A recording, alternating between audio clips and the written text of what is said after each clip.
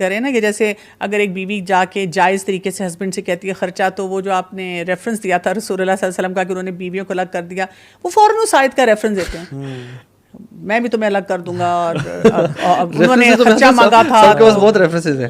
مطلب بات یہ ہے کہ اگر ایک وہ جائز خرچہ مانگ رہی ہے، اس کی ضرورت ہے، تو آپ اس کو، اور یو کین افورڈ اٹ نا، ان کا اسٹیٹس دیکھیں، وہ سرکمسٹانسز اس وقت دیکھیں.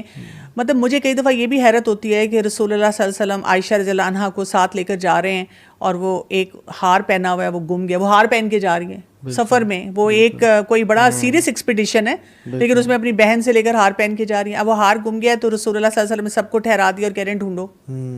مطلب آپ وہ لیول دیکھیں کہ ایک اپنی زوجہ کے لیے کیا ہے نا. مطلب ہمارے وہ بھی تو دیکھیں نا، ہم ایک ایگزامپل پہ اسٹک ہو جاتے ہیں مرد حضرات، اور یہ نہیں سوچتے کہ دے آر 100 پیرامیٹرز الگ وہ بھی ہیں جن کو پورا کرنے کی ضرورت ہے. اس میں نا خواتین کا بھی رول ہے. یعنی مرد تو کمائی میں اب کافی پیچھے ہو گئے ہیں، وہ بس ایکسپیکٹ کرتے ہیں کہ وہی بات ہے جہیز کی شکل میں آ جائے یا اور طریقے سے آ جائے، یا بیوی منیمم میں گزارا کرے.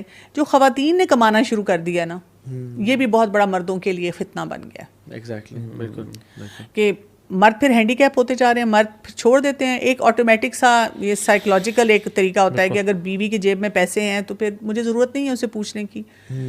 وہ پھر وہ جو قوام ہونے والا اسٹرکچر ہے نا، وہ ویک ہونا شروع ہو جاتا ہے. بلکہ یہ نا دو ایک سپریٹ انڈیویجولس بن کے پھر آنا شروع ہو جاتے ہیں. وہ اب کہتی کہ میں کما رہی ہوں تو میری اپنی مرضی، یہ کہتا ہے پھر میری بھی اپنی مرضی. یہ دونوں یہ جو ریلیشن شپ ہے نا، اپنا لائف وہ ختم ہونا شروع ہو جاتا ہے. اللہ نے نا ڈپینڈنسی رکھی ہے دونوں پہ. مرد عورت پہ ڈپینڈنٹ ہے اپنی جائز خواہشات پوری کرنے کے لیے، اور اپنے سکون کے لیے، محبت کے لیے، اور اولاد کے لیے. اور جو عورت ہے نا، وہ ڈپینڈنٹ ہے مرد پہ فائنینشلی سیکیورٹی وائز، گھر کے پوائنٹ آف ویو سے. تو جب یہ ڈپینڈنسی ختم ہو جاتی ہے نا، اور ہر بندہ انڈیپینڈنٹ ہو جاتا ہے، مرد اپنی خواہشات باہر گرل فرینڈ سے پوری کر رہا ہے اور پوسٹ میرٹل افیئر سے پوری کر رہا ہے، اور خاتون اپنی فائنینشیل نیڈز جاب سے پوری کر رہی ہے. Then this destroys the fabric of society. اور جو سلف صالحین کو بچے سفر کرتے ہیں، وہ کہتے ہیں when two elephants fight the grass gets crumbled. اور اس میں مجھے لگتا ہے ایک اور بڑی چیز ہے، یہ جو ہم کہہ رہے ہیں نا کہ ایسے مرد ہیں جو اسپینڈنگ ایسے نہیں کرتے، اکثر ان کی مجھے لگتا ہے کہ کیونکہ پرورش بھی کچھ انہوں نے خود بھی دیکھا ہوتا ہے اپنی فیملیز میں. آئی تھنک یہ اس کا ایک جو پرائمری سولوشن جو ہے نا، وہ ہے دین کو پڑھنا بہت ضروری ہے.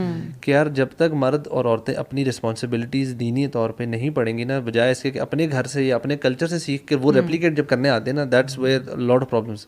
لڑکی کے کلچر سے آئی ہے، وہ اپنی کلچرل بیگیج لے کر آ جاتی ہے اور کہتی ہے بس یہ سارا سسٹم، یہی سسٹم ٹھیک ہے، میرے گھر والا سسٹم ٹھیک ہے. اور مرد جو ہے وہ اپنے جو ماں باپ سے دیکھا ہوتا ہے کہتا ہے بس یہی سسٹم ٹھیک ہے. اب وہ سسٹمس کا کلیش ہو رہا ہوتا ہے، دین کی جو انڈرسٹینڈنگ وہ بہت لیک کر رہی ہوتی ہے، اور تبھی وہ نہ اپنی رسپانسبلٹیز سمجھ آ رہی ہوتی ہیں ان کو، اور نہ ان کو سمجھ آ رہا تھا کہ اب ہم نے کرنا کیا ہے. ایکچولی دیکھیں نا، ہم کوئی اگر آیت اور حدیث پڑھتے ہیں نا، تو سمجھیں کہ وہ ٹاپ پہ ہے نا، اس کے نیچے سیٹ آف اسکلز ہوتے ہیں کہ اس آیت کو یا اس حدیث کو پریکٹس کرنے کے لیے اب مجھ میں کیا کمی ہے، مجھے کن کن اسکلس کو اپنے پالش کرنا ہے. وہ ایریاز پہ نہیں نا لوگ جاتے. لوگ سمجھتے ہیں کہ وہ سطحی ہم نے ایجوکیشن اپنی لے لی ہے، 2 حدیثیں پڑھ لیں، 3-4 آیتیں پڑھ لیں، 1-2 ورک شاپس اٹینڈ کر لیں، لیکچر اٹینڈ کر لیا، مجھے سب کچھ پتہ ہے.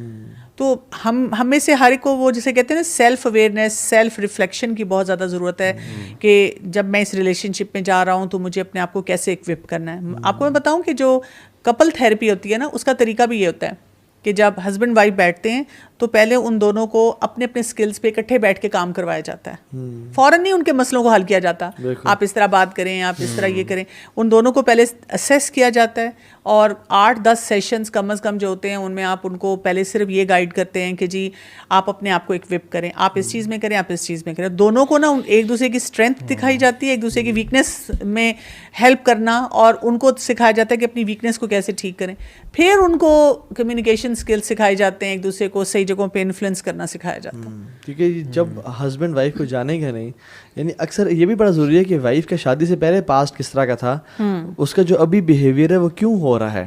کبھی کبھی ایسا ہوتا ہے کہ وائف کچھ چیزوں پہ بڑا روڈ بیہیو کرتی ہیں، اور کیونکہ پتہ چلتا ہے کہ شادی سے پہلے پیرنٹس کی طرف سے اس چیز میں بڑی سختی تھی، اور جب انہوں نے ایکسٹرا سختی کی ہے تو وائف ابھی جو ہے نا اس چیز پہ ریٹیلیٹ کرتی ہیں، رائٹ.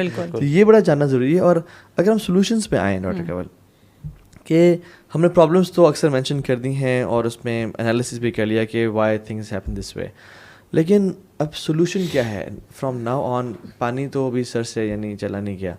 اسٹل ریلیشن شپ میں ہے ہسبینڈ وائف اور ابھی بھی لیکن خوش نہیں ہے, they are not happy with marital life. Husband job پہ ہوتا ہے, سارا دن گلٹ ہوتا ہے کہ یار پیچھے بیوی ناراض بیٹھی ہوئی ہے, اور وائف کو بھی ہوتا ہے. تو ہاؤ ٹو اسٹارٹ ود اس کو ریزالو کرنے میں؟ دیکھیں ہمیں ایسے فورمز اویلیبل کرنے چاہیے جہاں پر کپلس آ کے اپنی کاؤنسلنگ کروا سکیں اور پھر وہ اسکلز فل ہوں, اور جیسے خرم نے کہا کہ دین سیکھیں. ایسی جگہ ہیں جیسے یوتھ کلب میں تو بہت ایسے اپرچونیٹیز ان کو ملتے ہیں, آپ کے اتنے سیشنز ہر وقت ہو رہے ہوتے ہیں, آن گراؤنڈ ہو رہے ہوتے ہیں, اور اب تو پوری دنیا میں بیٹھ کے لوگ جہاں سے بھی ہوں آپ کے سیشنز اٹینڈ کر سکتے ہیں, جو آپ کے بہت سارے ملٹیپل فورمز ہیں. سیکھیں, اپنے آپ کو ایجوکیٹ کریں, اور never give up on a relationship. مجھے جب بھی کوئی ینگسٹر آ کے کوئی پوچھتی ہے کہ جی میرا تو دماغ اڑ چکا ہوا ہے, میں بہت آئی ایم ڈیویسٹیٹڈ اور میں اس ریلیشن شپ میں سے نکلنا چاہ رہی ہوں, آپ کیا کہیں گی؟ تو میں ان کو ہمیشہ کہتی ہوں جب آپ انسٹیبل ہیں نا ایموشنلی, تب کبھی کوئی بھی فیصلہ نہ کریں.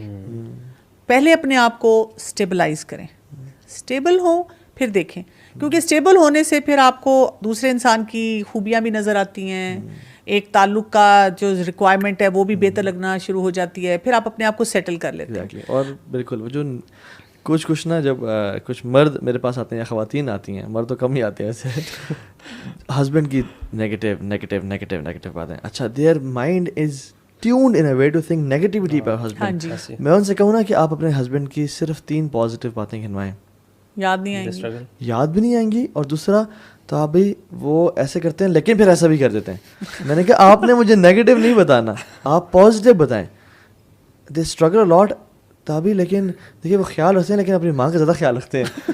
میں کہتا ہوں بھائی بہن ماں کی بات ابھی نہیں کریں آپ. تو یہ جو پازیٹیو سوچنا ہے نا, یہ ہمارا ایون ایک سسٹر اپنے بارے میں بہت نیگیٹیو سوچ رہی تھی اپنے بارے میں نا, ان کی شادی نہیں ہو پا رہی تھی, شی از آلویز کمپلیننگ میں ایسے ہوں میرے وجہ. میں نے کہا tell some positives about you. She couldn't man. میں نے اتنا کوشش کی, she couldn't, not at all. اور اگر پازیٹیو کی تو ساتھ کپل کیا اس کو نیگیٹیو سے. سو پازیٹیو سوچنا شروع کریے. حدیث میں کیا آتا ہے, اگر تمہیں, یہ تو مسلمان بھائی کی بات ہو رہی ہے, کسی میں اگر کوئی خامی نظر آتی ہے تو یعنی کسی میں خامی ہے تو اس کو 70 ایکسکیوزز دو. یہ مسلمان بھائی کی بات ہو رہی ہے. اور سلف صالحین کہتے ہیں کہ اگر تمہیں 70 ایکسکیوزز نہ ملیں تو اپنے آپ کو کہو کہ maybe there is an excuse that I don't know about. یعنی شاید وہ غصے میں تھا, شاید وہ اینگری تھا. اور وائف کی تو آتا ہے کہ یہ تو ٹیڑھی مچھلی سے بنی ہے, be gentle with fragile vessels. اور پھر یہ کہا کہ اگر تمہیں کوئی چیز نہ پسند ہے, جو کہ ہر پرسنالٹی میں ہوتی ہیں, کچھ ایسی بھی تو ہیں جو تمہیں پسند ہیں. تمہارا وہ بہت تمہیں کھانا گرم سرو کرتی ہے, وہ ہمیشہ تمہارے لیے تیار ہو کے آتی ہے, تمہارے بچوں کا خیال رکھتی ہے, اپنی عزت اور عصمت کا خیال رکھتی ہے. تو پازیٹیو سوچنا اگر ہم شروع کر دیں تو there can be hundreds. Actually